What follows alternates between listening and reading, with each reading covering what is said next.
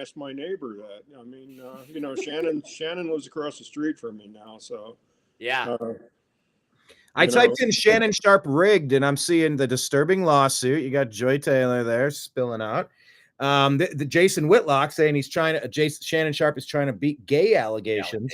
Yeah. So he baited the country with an alleged encounter with a lady, Michelle, aka Shelley. I don't see anything where he said that the game was rigged. I did see it, and it's one of those things where I'd have to go back and watch video to actually see it. But I did actually absolutely see the quote. But look, 2024, and of course we're now the first month into 2025, but too big to rig. A lot of people claimed things in 2020 in the political election. In 2024, they said, well, you got to be too big to rig. Like in the NFL, you got to beat the Chiefs and the referees. And if the attention is overwhelming and everybody's eyes are on it, does that actually cause them to peel back and go, even we can't get away with a few of them this time? So what say you, Jim? What role did the referees play, do you think? If any, do you think they would have liked to cheat for the Chiefs, or are you more kind of neutral on it? Well, there looked like there was a little bit of home cooking. In fact, Mike made that comment during the first quarter. Mike said, "Oh, here they go again. Here's the refs," and sure looked like it. Yeah, and the offensive pass interference. Oh, come on. It kind of got toned down a little bit, as the game went on. There wasn't. The thing that impressed or didn't impress me about the game was the fact that Barkley, I mean, they were kind of dinking and dunking with Barkley, and it looked like they were double, triple teaming him. He wasn't getting a lot of yards in even the first half. I mean, he wasn't a big factor, and I think they probably got myopic, towards Barkley, just focusing on what he was doing, and the game got away from him. But as far as the referees seemed a little partial in the first quarter of the game. I kind of got that impression, and Mike did too. Jumping up and down on the couch, and just getting upset with the zebra. I lay on your couch, buddy. I kick back. I kick back with my legs. He does. He does. Well, your brother falls wife asleep. cooks us pizza. So yeah, Dave fell asleep. So yeah. Well. Dave always falls asleep at that time of day, Jim. But anyway, go ahead. Sorry. But that's. I don't think the refs were a real big factor in the second half. They were a little prevalent in the first half. So.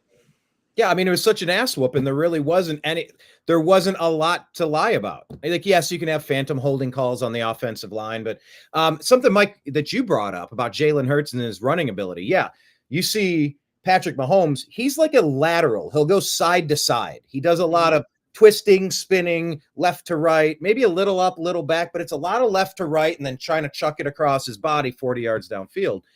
But Jalen Hurts, he'll do the drop back 1,000, 1,000. At about 3.5 to 4, he takes off. And he had at least two, maybe even three 10+ yard running plays on third down to extend drives that could have swung the game, but Jalen got that running first down, and that completely removed the momentum shift. Like, that cannot be overstated, how he was able to pick those perfect moments where nobody was sitting there spying on him, and he took advantage. They were busy, and to Jim's point, they were probably busy spying on Saquon, and they shifted the linebacker watching Saquon coming out of the backfield, which left it open for Jalen Hurts. I was really hoping to see Saquon. I think it was his birthday, right, on the Super Bowl. I really wanted him to get a touchdown, but I'll let him get the Super Bowl win. I'm sure he's just as happy, but I bet that played a role in it. It was Cooper DeJean's birthday. I know that they had a birthday cake out there. There was another one too. It may have been Saquon. Oh, and that may have been what Mahomes did for Cooper DeJean. He gave him a birthday present there by throwing the ball right into his hands. But damn big of him. The thing is, you're right. Mahomes runs around laterally behind the line of scrimmage to try to make a play downfield, whereas Hurts takes off and takes the yards that are there. Mahomes doesn't do that, unless he absolutely has to. Yeah, and I think it made a difference. You're right. I mean, if you look at the rushing numbers, they shut Saquon down. The Chiefs did a good job of preventing Saquon from putting up 180 yards and 2 touchdowns. But look, it just opened up the rest of the field for everybody else to feast. And I guess it's kind of a question: were the Eagles that good, or were the Chiefs that overrated? I saw Travis Kelce out there, and I was just thinking, like, what's the opposite of Taylor Swift? I'm like, Swift. The opposite of Swift is kind of Jason Kelce at this stage, Travis Kelce at this stage of his career. He looked slow. He looked ineffective. I don't know if he's going to retire. They keep saying you might retire. Yeah. But I don't know. I mean, his father time caught up to the Chiefs, or are the Eagles that good? What do you guys say? There's one play where somebody focused in on Kelce. I saw a video of this on one play where Mahomes is running all over the place, and Kelce literally just stands there at the 50-yard line. He doesn't try to run or get open, or he just stands there and watches him like he just didn't even care about the game. And, maybe he's thinking, oh my God, I have to go home to Taylor Swift. And if we lose this game, I'm so dead. I don't know. I think he was worried about his Illuminati masters or something. He just didn't do anything. Well, yeah. Greg Cosell made a comment yesterday on Colin's program that, Colin has Greg Cosell on once a week. Yeah. And he made the comment that Kelce was pretty much non-existent as far as one of his tight end duties, and that is a blocker. I mean, he wasn't blocking a lot in that game, and Kelce or Cosell showed several clips of him not blocking and basically, falling down. When he should have been blocking, even though he wasn't going to be targeted by Mahomes or he wasn't a primary target on the play. But Cosell showed several clips showing that.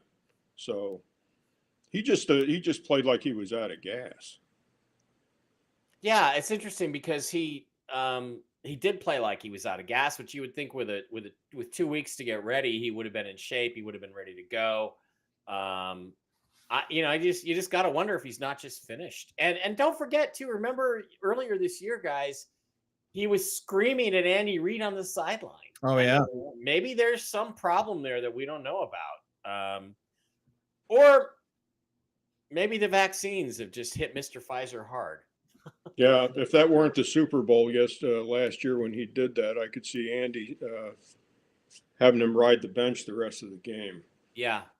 I mean, he would basically butler the guy like Belichick did. After the Seahawks Super Bowl. Yeah. He benched him, and the team was up in arms, and I think they ended up losing the game. Yep. Yeah, so something I haven't told you guys about, but I've started stand-up comedy now. I've done 5 different sets. I'm working on it. And I had a joke this week about, it was interesting, the reaction the crowd had, just people watching. There was a lot of Taylor hate, kind of maybe surprising for a football game. But then when you saw Travis Kelce walk into the stadium looking like an extra from Starsky and Hutch, you do kind of start to hate the Taylor that made that suit for Travis Kelce. When you start to go super Hollywood, you're putting too much energy into like, now I'm wearing these fancy 1970s shades and my. You're a white guy dressed like Cam Newton. It's just the only thing he was missing was the ivory-headed cane. I mean, he was like Huggy Bear walking down the corridor. Exactly. But the Taylor hate was interesting. Let's talk about this component. I mean, it's funny there were. Oh, go ahead. Sorry, go ahead. No, go ahead. Go ahead. Well, there were people trying to claim on my Twitter that the cheers for Trump were piped in by Fox. First of all, Fox Sports and Fox News aren't even the same company. They're completely different companies. They're not owned by the same people. There's no conservative connection with Fox Sports, who has, the aforementioned evil liberal crap like Joy Taylor on their network. They're a very left wing. The NFL Come On My Back Player of the Year winner. They're very liberal, right? And so then my question to them is this: we all know the boos for Taylor Swift were real. So wouldn't the same people that would boo Taylor Swift, who demonized Donald Trump and didn't vote for him, wouldn't that mean or prove out that the same people would have been cheering when Donald Trump was shown on the big screen? So, God, it's just certain people just are sorry, I got political. Hey, look, it's all good. But look, this is part of the storyline. Let's take a look at the Caesars Superdome here. It really does the move. Looking left, looking right, like what is going on? why am I getting booed? And then the next Did the one. meme. Did the... I guess this is just maybe I'll have to find a separate one. Where's the one where Trump gets announced? I'm not finding the video really quick, but yeah, it was kind of a interesting dichotomy there. Yeah. You had and Taylor Swift has been rumored. I think there was somebody from USAID that was saying, someone like Taylor Swift would be great to have on our team pushing our agendas, blah, blah, blah. Like that came out 6 months ago, 9 months ago. I've got the video here. Right here, let's pop you up. Jones comes over to shake his hand.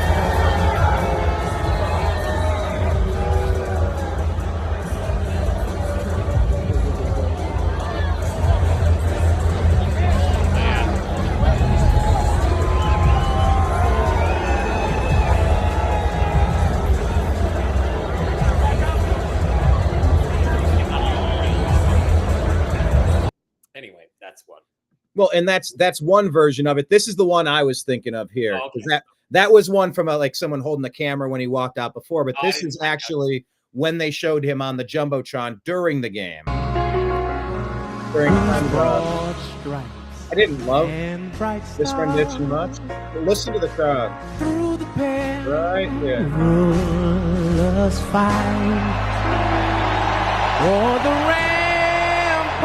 That was the crowd legitimately cheering right there. Yeah, like that was a legitimate sign of appreciation. Yeah, I don't know. I mean, sports and politics have merged. There is no real unscrambling of the eggs. But you know what shocked me? I think in the 59 Super Bowls we've done now? Is that 59 to have the number right? That's what licks means, Brian. Yeah, I've never learned Latin. I got a igpe atenle. I got a uddy stay the igpe atenle. In 59 years, a sitting president's never attended a Super Bowl. Yeah, that's free money. That is free money sitting there on the table. Scott Adams talks about that all the time. Trump's ability is to find an issue that's obvious. He picks it. Oh, free money. How do you not attend a Super Bowl? Like that's everybody wants to. No, because I mean, most politicians are afraid they'll be booed. I mean, what would happen if "Let's Go Brandon" rang out when Joe Biden? Joe Biden's not going to show up, and that would have happened because he wasn't elected. It's like Let's go Brandon. You're right. But it's a big risk. It's a risk. I would have never taken that bet. I mean, I can't believe that a sitting president has never attended a Super Bowl. I mean, in the 60s and 70s, they used to make the phone call. Richard Nixon would call the locker room, the coach of the Redskins, congratulating them. Yeah. So No, that's true. They get that phone call, and then we're going to Disney World. They were like, you get the presidential phone call, but this is like in person. I think Trump was rooting for the Chiefs. They said, I don't know if he was really strong. He talked about Mahomes, and Brittany Mahomes is a Trump supporter, and he said, he's a great guy. He's a nice quarterback. I'm rooting for them a little bit.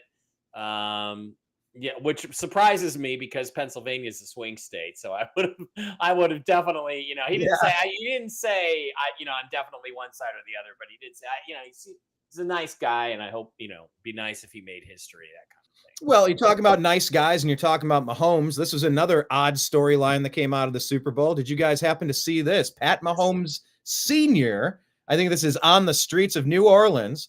Patrick Mahomes Sr., has an interaction with somebody he used to play baseball with back in the late 90s. Is this real? Is this really real? Look, let me just press play and I'll show you one more thing. Allegedly, this is Pat Mahomes' dad. When John Rocker walks up and it's like, hey, Pat.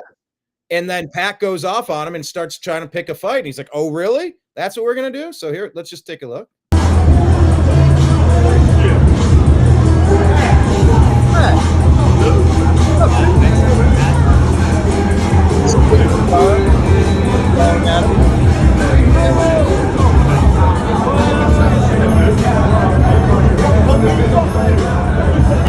Oh shit. Oh shit.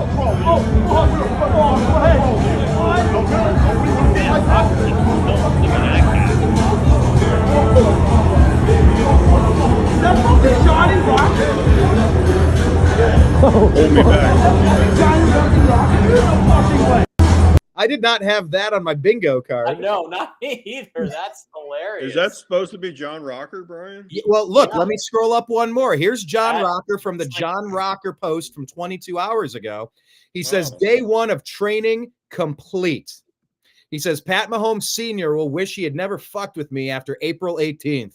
And to Mahomes Jr.'s team trying to cancel this fight, stay out of my fucking way.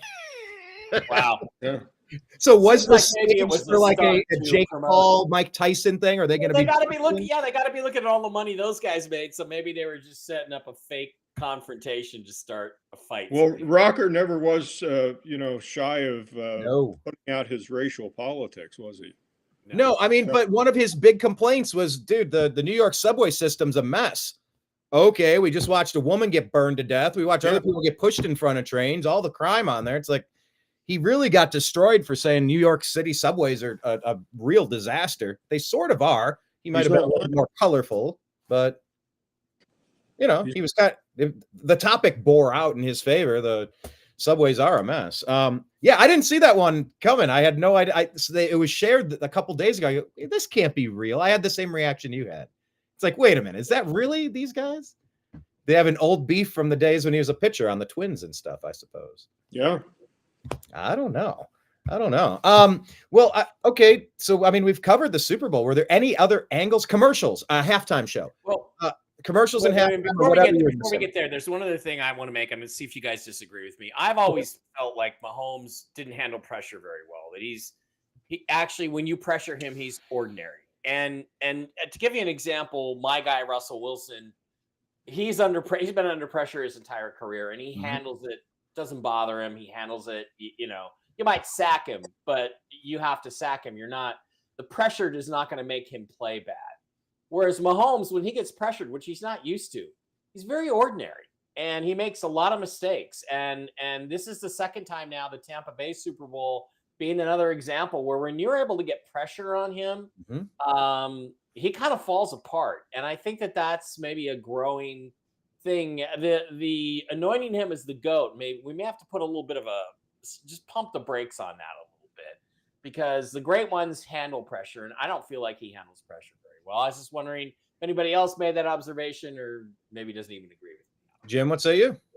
There's one other thing I wanted to bring up about statistics about the Super Bowl. I don't know if you guys are familiar with takeaway ratios. Basically, it's a ratio involving quarterbacks throwing interceptions or fumbles that are given up.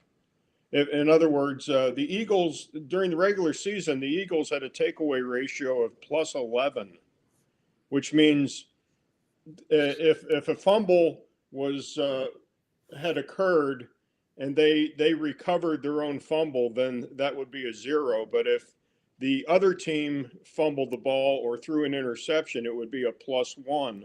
Right. That goes to their team. And Mike knows.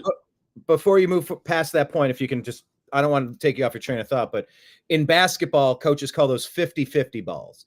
The ball's in nobody's possession. It's on the ground. Who gets those 50-50 balls? And at the end, those kind of balance out. Is that similar to what because you're saying if you lose your own fumble, it doesn't really count. You get it back, you're 0. It's no net gain.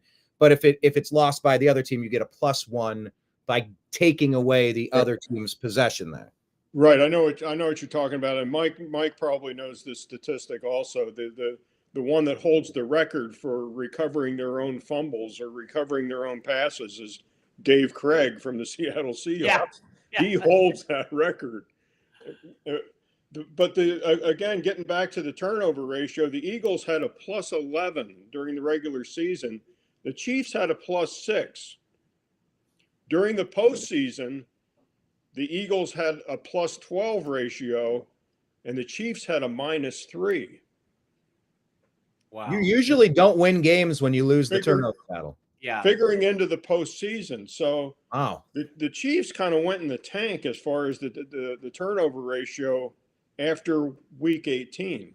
Yeah. Even though they had the bye week after that. But do you want to guess who had the worst turnover ratio in the regular season? Geno Smith. Yeah, the Cleveland Browns. I guess that's probably pretty obvious. Winner, Toyo dinner right there. Yeah. Minus Winner 22. TV dinner. Woo. Minus 22. That's abysmal. It felt like it. It Yeah. felt like it. And even when Jameis was throwing for 500 yards, he was throwing 3 interceptions also. Yeah, that's an interesting stat, Jim. I pay more attention to something called toxic differential, which was a Brian Billick stat that he created with the Ravens back in 2000, which is explosive plays on offense, explosive plays on defense. How many? That's runs of 17 yards, passes of 20 yards or more, fumbles and interceptions and touchdowns. And so, in other words, it basically charts explosive plays and momentum changing plays. And again, the I could go look it up right now. In fact, I will. But that's a stat I pay a little more attention to because I think it really is indicative of who's playing well and who's not playing well. And I'll be shocked if the Eagles are not at the top of that one as well. Because Brian Billick, who coached the Trent Dilfer Super Bowl. That's right. So he came up with that one, and not anybody. People, they talk about all these stupid metrics like, throwing guys open. Okay, that's just somebody's opinion, whether or not a guy got thrown open by the quarterback or whether that's nothing. Well, but they also do opinion-based stats, like if they were catchable passes or if they were not catchable passes. Estimated yards per play, EPA, and I'm like, what the? You don't have any idea what would have happened if the guy had caught the ball, or those are nonsense. And there's yards after the catch, but that's something very quantifiable. Catch it at 37 and you take it. That's a real stat, and they call these things metrics. I'm like, it's not a metric if it's your opinion that the guy should have caught it anyway, or what a pressure is. What's a pressure? It's whatever somebody watching the film decides is a pressure. Well, they didn't even start counting the sack until what year was that? Was that in the 1984, 1983 or 84? Because there's a great Seahawks defensive end. You'll remember him, Jacob Green. He's credited with 84 career sacks, and he had at least 30 or 40 the first 5 years before that, and he never counted any of them. And honestly, I wish I'd go back to NFL films and go back and look at these great guys like Deacon Jones and stuff. Yeah, I was just going to say give them credit. If you want, that was always the argument. David Deacon Jones is probably the sack leader, but they didn't keep stats back then. Yeah, but they have the game film. They have the game film, so go back and look at it. Well, you know how Major League Baseball went back and they added the Negro League stats, and it's like, well, sometimes they were playing professional talent, sometimes they had inaccurate stats, but they decided to do a deep dive and add those as statistics. But do they really count? Do you have a new hits leader? It is interesting, though. I played defensive end, and I love the sack as a metric. It's not the only thing that counts. Myles Garrett, if you grade, what is that stat called? It's something like winning a pass rate or pass rush rate or something. Myles, whether he gets the sacks or the tackles or not, he's beating his guy and he's not getting beat, and he grades up at the top of PFF every time. It's a very important stat. I mean, it's extremely important, especially when handicapping football. Mm-hmm. I mean, and a lot of those sacks work into what we had just discussed, the turnover ratios. I mean, it's a very important stat. I got to kill this light, guys. My eye's killing me here.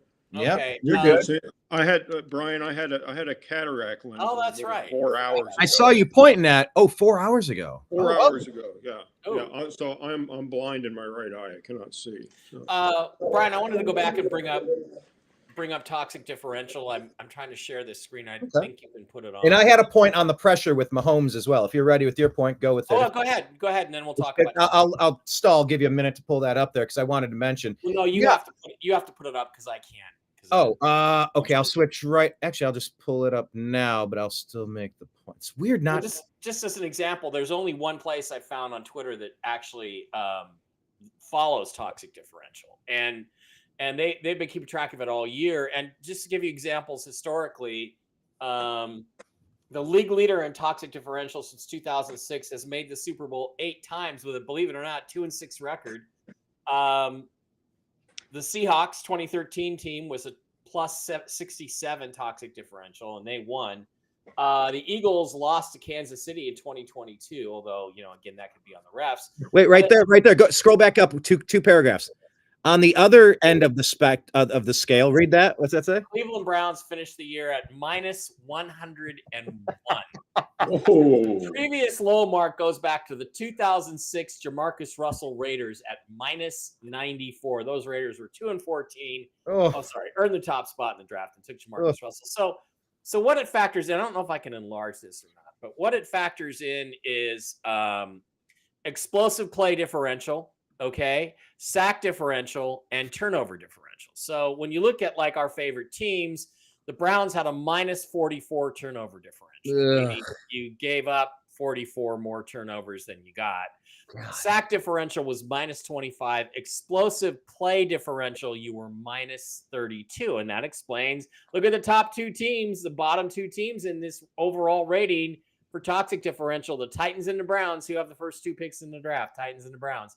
On the positive side, interestingly, the Eagles are only 5th, and the Chiefs are right in the middle of the pack. And, you know, our Seahawks are there. The Seahawks are like minus 9. Yeah, they're about 20th.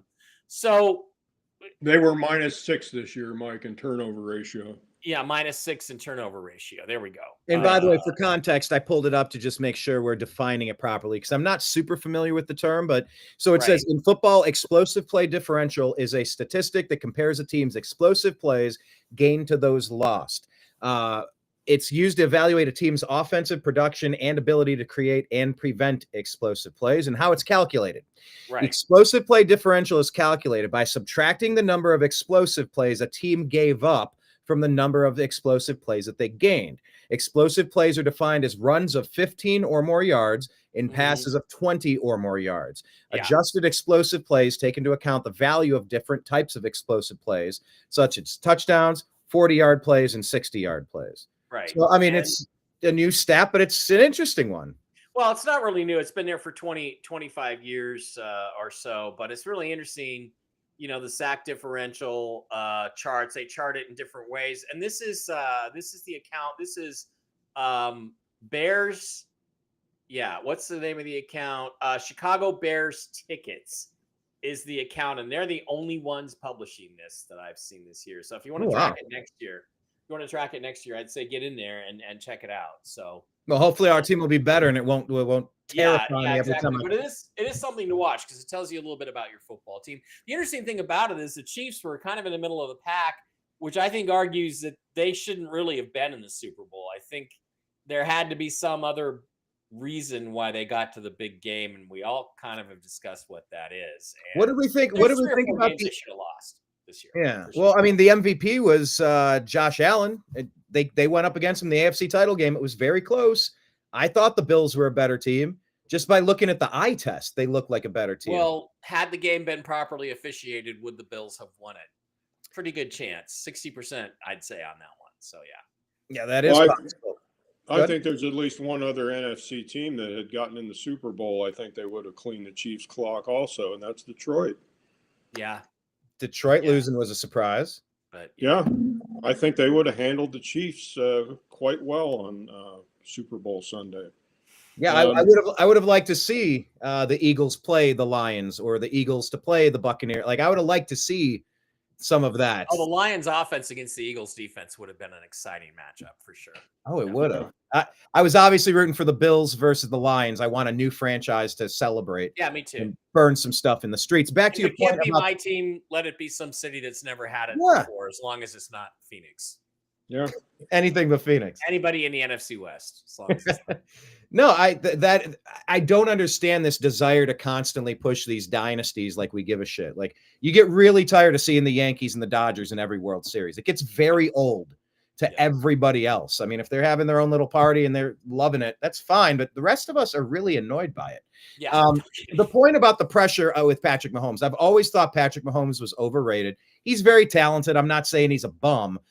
But dude gets very lucky with the spinning, running left to right, chucking it across his body, 45 yards downfield. Like, oh, here's another one.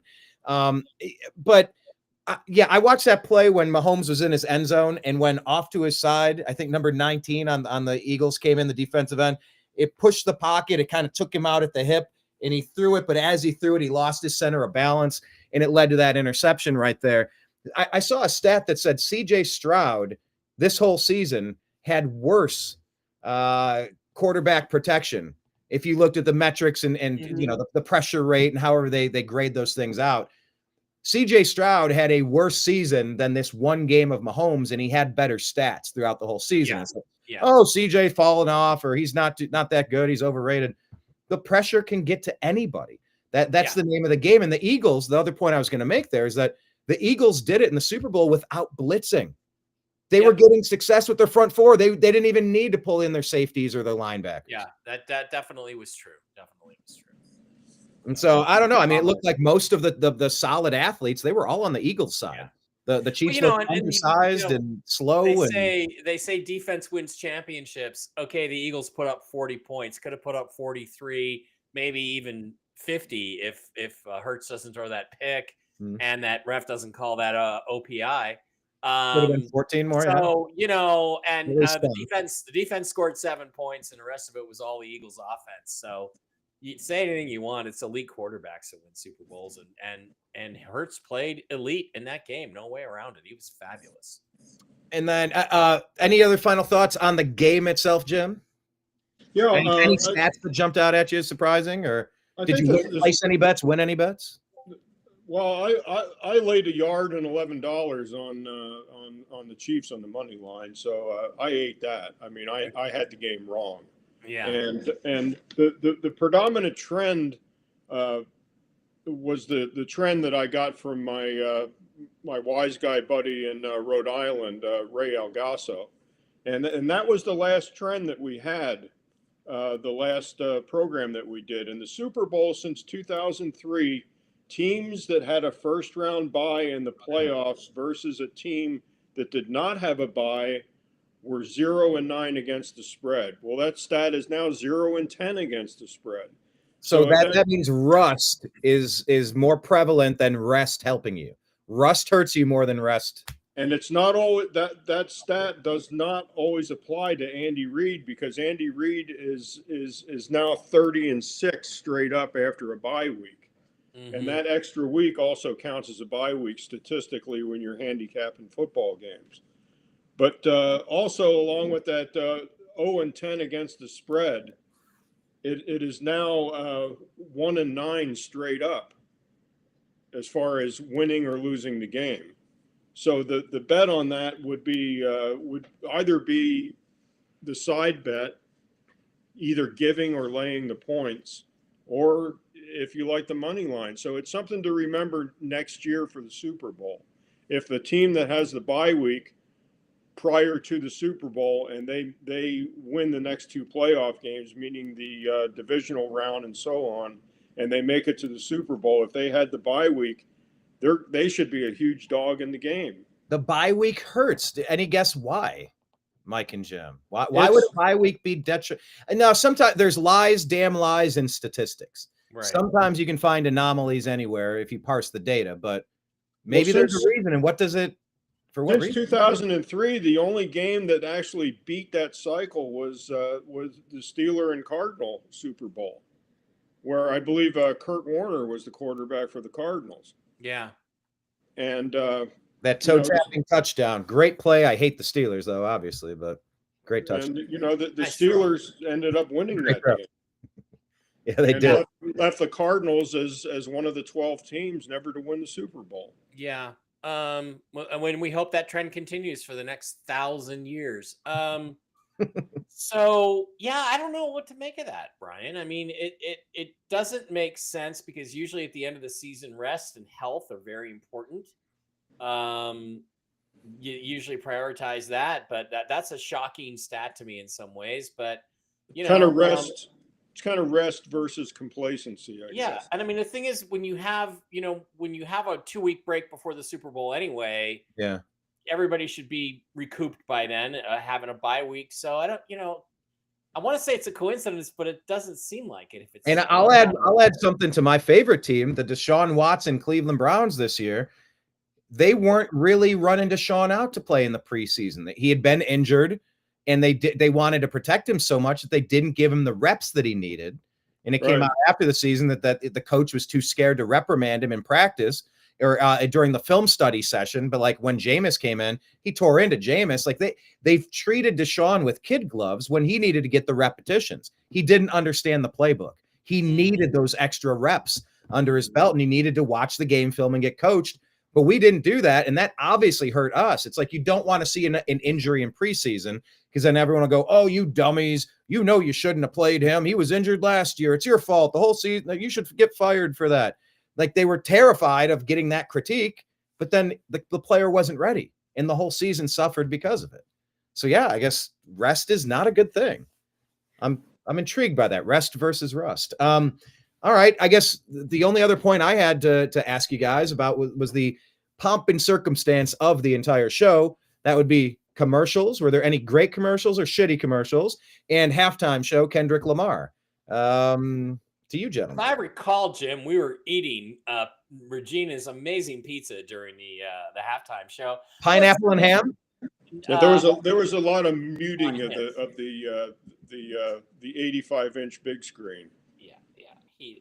I didn't watch the halftime show. I'm not. No, I don't. Rap is not. I'd rather poke needles in my eyes than listen to rap or hip hop. So no. Well, it's like Mike said. Background. I just lament that the great Super Bowl halftime shows of the past. And look, here's the reality: when you go with all rock acts, you're driving away some of the younger audience. When you go with all rap and hip hop, which they've done for the last 10 fucking years, you're driving away the older audience. So let's balance it out. Let's go back. Let's bring Kiss out of retirement for next year. Well, what was the last Super Bowl? Pull some shit up in the middle of. What was the last Super Bowl where they actually had a classic rock band? It was Pete Townsend and Roger Daltrey, was it not? Probably, and with Zach Starkey on drums, Ringo. Yeah, and I mean, they just need to bring that back and alternate that. You know what? Billy Idol needs to do a Super Bowl halftime. That's Billy Idol actually got nominated for the Rock and Roll Hall of Fame, Brian, in your backyard, Cleveland. Yeah. You know he's not in the Hall of Fame. I personally would go for Kiss or Cheap Trick or in the midnight hour. She cried, "Mo, mo, mo." Mo, mo, mo. Yeah. Right. In the midnight hour, she cried, mo, mo. No, Billy Idol should be in the Hall of Fame. Grand Funk Railroad should be in the Hall of Fame. There's a laundry list of bands that should be in the Hall of Fame. Grand Funk Railroad's not in the Hall of Fame? No, they're not. You could do a rock oldies thing too. You could bring up Cheap Trick. You could bring up Billy Idol. They could actually both play. You could go from stage to stage for 18 minutes. Do you know Chubby Checker is not in the Hall of Fame? He's a nominee this year. Unbelievable. Yeah, unbelievable. 1957, Chubby Checker. He's not in the Hall of Fame. Joe Cocker is not in the Hall of Fame. Of course, that's posthumous. It took Kiss 28 years to get in there, which is ridiculous. Unbelievable. One of the most influential bands in the world, Bad Company. Not a big fan. They're not in the Hall of Fame. No. By the way, to answer your question, we did touch on it last time, but I'll move quickly through them. You're saying, when's the last time we had a classic rock? So Kendrick Lamar this year, Usher last year. Before that was Rihanna. Before that was Dre, Snoop, Eminem, Mary J. Blige. Before that was The Weeknd. Before that was Shakira and Jennifer Lopez. Before that was Maroon 5, their current contemporary pop rock-ish. Justin Timberlake before that. That's pop. Before that, Lady Gaga. I'm moving backward. Coldplay was 2016 at Levi's. That's a pop rock band. Katy Perry before that, Bruno Mars before that, Beyonce before that. I'm still trying to find one that qualifies. Madonna in 2012, Black Eyed Peas in 2011. Okay, we got to go back to 2010, Miami Gardens, Florida, Sun Life Stadium, The Who. Yeah. The Who. Yeah. So, I mean, the thing is that there's so many acts that could do the show, that should be invited to do the show, and I mean, I don't mind mixing things up a little bit. Yeah, but here's the problem. We're having this run of nothing but hip hop and nothing but, by the way, right before The Who, Bruce Springsteen, then Tom Petty, then Prince, then the Rolling Stones, then Paul McCartney. So and then the Janet Jackson, Justin Timberlake wardrobe malfunction. So it's they'll do 6 in a row of one genre. They really need to mix them up a little bit, I think. Mm-hmm. You get fatigued of the same thing. You want to see somebody who's big and who's important and has a history and a great back catalog. Yeah, you do. Yeah. So I didn't pay any attention. We ate pizza. Mine did not have any pineapple on it, which is far more masculine than Damn with shame. pineapple on it. But didn't watch it, so can't comment on it. What was the other thing? The commercials. Did any commercials stand out as good or bad? Did you not notice them? I thought they sucked. I didn't really Kinda focus did. on them, but there was nothing I like, oh my God, that's so funny. And just nothing. So maybe pop culture has passed me by, but none of them caught my eye as being particularly Who innovative. started the rumor that Elon Musk spent $40 million to run 5 commercials during the Super Bowl? And Yeah, we were waiting I heard the whole 30 game. million for 4. It was about 7.5 per commercial. I'm like, we're gonna have Doge commercials. Oh my God, I'm so excited, and it never happened. I go, I got bamboozled. I was hoodwinked. What happened? Where did that rumor come from, and why did I believe it? The game's a blowout, but I'm going to sit and wait and watch the Musk commercials. Right. And it's interesting because now reports came out today that the NFL actually canceled his commercials. Regina had read something. Regina had read something this morning, Mike, that somebody at the NFL home office had made the decision to pull the commercials at the last minute. That's what she had read. How do we confirm or deny that rumor? Musk hasn't said a word about it, so I don't. Someone in the press corps needs to ask him. It is daily Doge briefing. Mm-hmm. Okay, I had no idea. Okay, the plot thickens. Someone needs to ask him.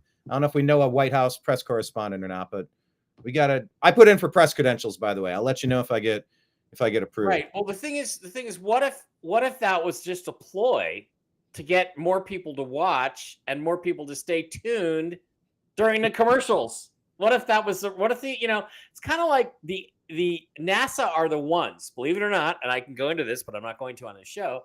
NASA are the ones who started the rumor that the moon landings were faked. They are the ones who perpetrated that rumor. Just like maybe the NFL put the rumor out that there were going to be Doge commercials to get everybody to watch and to boost their ratings up. Is that why Buzz Aldrin always goes on those talk shows like Conan O'Brien, or he'll do interviews and he'll like allude to the fact that we never went there, and those are all out of context quotes.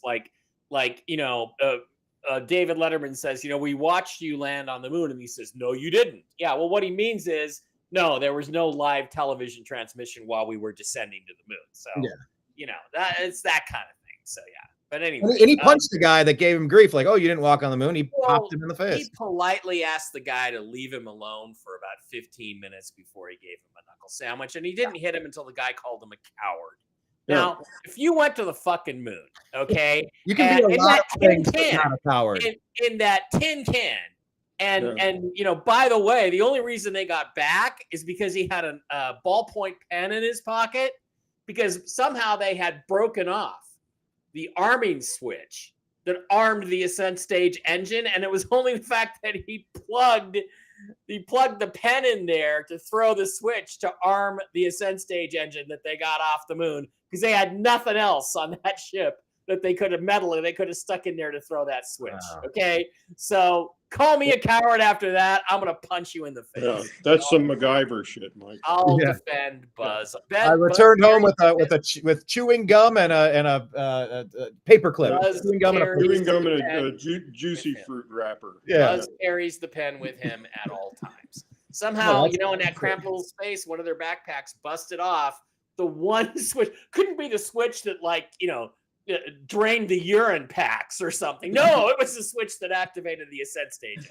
So, one of the important ones. No, I would say for commercials, there was a Dunkin' one early with Ben Affleck and like a million other cameos. It was way too much going on in a 30-second spot. I couldn't even keep up. It was way too much thought put into it. McConaughey one, the Bears, Matthew McConaughey. I like the McConaughey Bears one. It was okay. I liked that. They've been kind of promoting that. They were advertising the upcoming advertisement for a few weeks. So you kind of saw him dressed like Ditka. And well, remember the glory days where they recreate the ending of Castaway, where he delivers her the FedEx box and he goes, I gotta know what's in it. And she goes, oh, not much. a water filter, some seeds, and a satellite phone. That was classic. Yeah, I would love to do like a top 10 list and go back and find some of the best commercials of all time. Unfortunately, the one that mainly sticks with me because I'm a Browns fan and a LeBron. I appreciate the championship. I think he's the greatest of all time, but he's a super douche. But there was a Nike commercial that had Myles Garrett, and he was wearing these dorky glasses. It was in like a high school setting from the 50s or something. And it was a Nike advertisement. So Myles Garrett's teaming up. He's calling LeBron, trying to get advice on how to leave Cleveland because LeBron's so good at doing that. They're both Nike athletes. Then on the Super Bowl, they run this commercial. This white guy football player going down, and he's trying to be a bully to Myles Garrett. He's the nerdy guy like Urkel. He's got his glasses taped together. Oh, don't, I'm just whatever. And the young woman of color saves the day against the evil white man. Nike commercial. And I'm like, oh, this combines about 10 things that I just want to go bonkers about. I want to rail about this forever. But that's what Nike is, and that's what they do. They demonize white people. They everybody else is the superheroes. And it's just pull your athletes out of your mid-level markets and drive them into the big markets. That commercial rubbed me the wrong way. I had a couple of my friends be like, you need to calm down. It's not that bad. I go, it was way worse it's way worse. Yeah, to even go way back, there was all kinds of pressure to get Kareem Abdul-Jabbar out of Milwaukee and to LA. There was so much pressure. And so, yeah, they want to, and, they want to get these guys, in these big markets. Yeah, it was like for like ladies flag football or something, but it was like, of course, the white guy has to be the evil character in this, and in Miles, the traitor he's in the reality, the big white guy would have squatched her she'd be a grease spot on the field by the time, But it's the Nike agenda that they're pushing, which is why I don't like Nike, why I don't like LeBron, his antics, his game. I think he's the greatest of all time. But so that was the one that stood out to me as annoying. Because Miles is just this week, he's doing a Super Bowl tour. So it going to everyone that'll listen. Yeah, I've demanded a trade. I want out of Cleveland. I'm going to be gone. It's like, you're under contract for 2 years, pal. Like, we don't have to send you anywhere. But anyway, that was the only commercial that really grabbed me for those obvious reasons. But I think you're right. I think the level of commercials has fallen off. They did have Shane Gillis, the Bud Light one, Post Malone and Shane Gillis. It was kind of funny. He's like, I already got the HOA breathing down my neck as it is. And I'm like, oh, God, I can relate to that. That was kind of funny. Bud Light used to be funny commercials before they took on interesting agendas. But Dylan Mulvaney before those days. That whole thing. Yeah, they're desperately trying to come back from that. Interestingly, though, enough, they've never apologized. So that's another component. All right. So that kind of sums up the Super Bowl. Were there any odds and ends other from John Rocker almost fighting Pat Mahomes' dad to interesting commercials or halftime performances and referees and anything else we didn't discuss? Glad the Eagles won. I'm glad the Chiefs didn't win. Congratulations to the Eagles. My buddy Tony Bruno got another one for his team, but it just ends up frustrating me because the Seahawks should have had a 10-year run like this where they made 2 or 3 Super Bowls. They only made 2. They threw one away and never recovered from it. And fuck you, Pete Carroll. Is Tony back doing his podcast, Mike?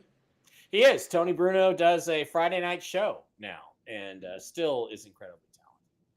He's a sports guy, right? I think I know his name. Yeah, he basically started sports talk radio in a sense on ESPN in the late 90s. He really, really made it take off. So, yeah. Real funny guy. Well, maybe, Mike, you should offer him an open invite to come in and talk some football one of these days for another. I would do that. He probably would. He had me on his podcast from the Super Bowl last year. Tony, I saw you posting those memories for me. I'm like, are you there right now doing that? I'm like, I didn't know. No, that was last year, but it was great. It was great. Tony and Miss Robin. Tony and Miss Robin Austin. Nice. Well, I guess are there any free agent storylines you're following? I'm thinking maybe we should, when free agency hits, we should jump in and do one when some things settle down. I think free agent weekend, Brian, is a great time when free agency opens. Do we know when that is? It's I think first week in March or first weekend in March it starts. It says free agency NFL. Hang on. I'll ask Brock if you want me. I just I got a notification about an hour ago. It says Brett Veach from the March 12th. Brett Veach from the Chiefs signed Darius Rush, cornerback from the Steelers, and also backup quarterback Chris Oladuncan. Yeah. Those are just 90-man roster fill outs, though. So, yeah, I think we should do a free agency show and a show before the draft. And I mean, the big story now is where does Aaron Rodgers end up? Because he obviously wants to play or he would have retired. And how about Cleveland, and how about Miles resigns with Aaron Rodgers, and we draft Shitter Sanders? So you have a veteran and you have a youngster, and you bring Miles back, and we turn the team. We were a playoff team. Aaron's not gonna. We can all dream, but Aaron's not gonna go for that because if they're gonna spend that first pick on a really good football player, he might think about it. But yeah, it'll be interesting to see where he ends up. He's gonna want to play for a serious contender. The Jets were not serious contenders. The coaching situation was a mess. And you can say anything you want about Aaron Rodgers. Oh, he's washed. He needs to retire. All this stuff. Oh, he's not mobile anymore. Well, he's a 43-year-old man coming off a Achilles injury, and Achilles injuries always take 2 years to get all your mobility back. So he'll probably be better next year. But the guy had 3,800 yards, 28 touchdowns, only 11 interceptions last year on a shit team with a shit coach and an organization that's a mess. So that's a guy to watch. Where does he go? Because where he goes, they instantly become relevant, because I think he's still got some football left. I think he does too. I think he's worth signing maybe a 1 in a player option, 1+1. So here's a couple names to keep your eyes on. Cooper Kupp, it sounds like he's out with the Rams. T. Higgins, wide receiver, Bengals. Trey Smith, guard on the Chiefs. Sam Darnold, quarterback, Vikings. Yeah, and there's talk that the Rams are going to trade Matthew Stafford. I think that's insane because they have a good team and another good draft or two, and they're right there. But that's the rumor going around. They talk to Stafford. I guess they want Stafford to restructure his contract. Well, let me check there. Yeah. Well, you check that. Chris Godwin, wide receiver, Buccaneers. Zach Baun, linebacker, Eagles. Khalil Mack, edge rusher, Chargers, even though he's 34. Nick Bolton, linebacker, Chiefs. Byron Murphy Jr., cornerback, Vikings. Josh Sweat, he was the number 19 that came in and pressured Mahomes that I was trying to remember his name. He had a really good Super Bowl game. Great time to be a free agent. Shavarius Ward, cornerback, 49ers. Milton Williams, defensive line, Eagles. Osa Ognazuzah, defensive tackle, Cowboys. Ronnie Staley. Oh, Najee Harris is up. Russell Wilson is up. DJ Reed, Aaron Rodgers, Stephon Diggs, Javon Holland, Hassan Reddick, Justin Reed, Dre Greenlaw, Chase Young. Chase Young was on the Saints. How did that happen?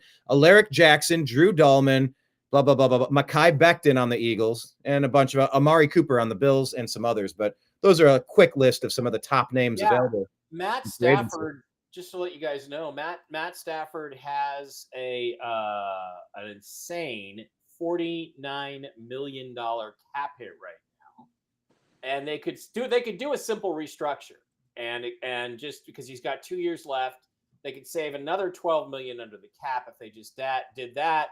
But an extension would save him even more. So who knows? Maybe they will play hardball with him. But that's a ripe thing there for the Rams to do something. By the way, Mike, before we wrap today, did you have your screen? Because you did way better than I did. If you had yours available, I'd love to. Well, you finished 154 and 131, and Jim will tell you if you're actually betting games, you're going to come away with a few $100 on that one. All right, I like that. Yeah, it was better than I started. I know that much. I started off like trash. It did not go well. Yeah, and I ended up, if you can share it. There we go. Yeah, 190 and 95. Holy crap! Put $5 on the money line on every game next year. I think I will. Yeah, betting football, Brian. It's not how you start; it's how you finish. So if you got good money management, you're going to make money. And you got to listen to this guy here. He'll help you make that good money. No, and we've loved having you on this season. I guess season 1 is in the books. I guess. Wait, hold on. Is season 1 in the books all through preseason, and then the next season starts at game 1 or preseason game 1? Or does it end at the Super Bowl and now we're in second season? How do we determine when is the beginning and when is the end? Jim, what do you right? It ends I think it officially starts with the draft. With the draft. Then the season starts. Yeah. Because I could see it ending at the Super Bowl, and now everything else is like, this is now for the next fiscal year. We're all free agency and the draft. That's all about this upcoming season, which would make that episode 1. I don't know. I don't know. Season 1 is just about over if it's not. It was great. Yeah, it was a good time, and I appreciated definitely adding you to the mix, Jim, getting some of these betting tips. It's yeah, that thing about the bye week is still sticking with me. Yeah, that's you really lose your rhythm, your focus, your inertia. You lose the inertia, I guess. Doesn't make a lot of sense, but it you know, look, a trend is a trend, and that's a freaking trend, right? Yeah, when I first looked at that stat, I said that can't be right, you know. And there was a little bit of research, and it is ever since 2003. I mean, that's the way it goes. And the over under, you know, the over under for the last 6 Super Bowls was 1-4 and 1 tie.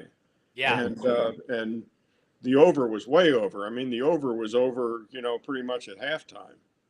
Well, that's the thing. Is the only thing the overs are good. The only thing I thought about betting was the over, and I would have won it, so I should have bet it. But oh well. Oh, you didn't bet anything. I thought you were. No, I thought you. Okay. I didn't know what was going to happen because I didn't trust the referees. I didn't trust the refs. My biggest either. problem. I just told Jim. I said I want to bet, but I couldn't go with my instincts because I said, what if the refs just do their thing? But in retrospect, I should have. Yeah. But oh, well, anyway, all right, gentlemen. I think I've said all I have to say. Any final words from the both of you? Nope. Awesome. Then I think we've wrapped it up. Your team next year. What's that about next year? Good luck to your team next year, whoever you are, not you. No, I need that. I'm taking that. I'm grabbing that from the ether. I need that. Unless you play the Seahawks. Just remember, Brian, Jameis Winston is great TV. Oh, he's incredible. He should still be our backup. He knows how to throw it. He'll throw it to the other team. But look, if he throws a 45-yard interception, that's like a punt. If he does that on 3rd and 10, I don't care. He's a one-man toxic differential, James Winston. One-man toxic. A one-man toxic differential. I like that. Okay, cool. Well, good luck to your team, Mike, by the way, and your team, Jim. No, I didn't mean you. I meant you, the viewer. Yes, but you as well. I mean, I hope we meet you. I hope the Browns play the Seahawks in the Super Bowl. That'd be great. That would be great. That would be one of like the best ever. God, we would be at each other. Would we be at each other's throats? Would we be nervous? Would we be excited? Like, what would that tension be like during game week? I wonder what I don't know, but I'd like to have that experience. I hope we can find out. All right. Well, let's wrap up today's show. Thank you, everybody, for watching Strictly Football. We will be back in about a month or so. Free agency starts March 12. We're on February 13. So we'll give it about a month. We'll stretch out, and we'll be back talking about the free agency wheelings and dealings. And Mike, where do people need to follow you and subscribe one more time? Seahawk Boys TV on YouTube, Seahawk Boys TV on Rumble, and Seahawk Boy Mike B on Twitter X. So follow me there for the football stuff. I try to keep that strictly football. As somebody, I try as well to keep strictly football and the unhappy hour mostly sports related, and just do the other stuff on the New American Media. So yes, please follow the New American Media on Rumble, YouTube, and on X and all the places. But the Unhappy Hour Sports Show, find us in all of the other locations, the podcasts and the YouTube and the Rumble. We have all those. And we'll be back in about a month, like I said, for free agency time. On behalf of Jim Mitchell, Mike Bara, and everybody out there in the TNAM universe, I appreciate you. I love you.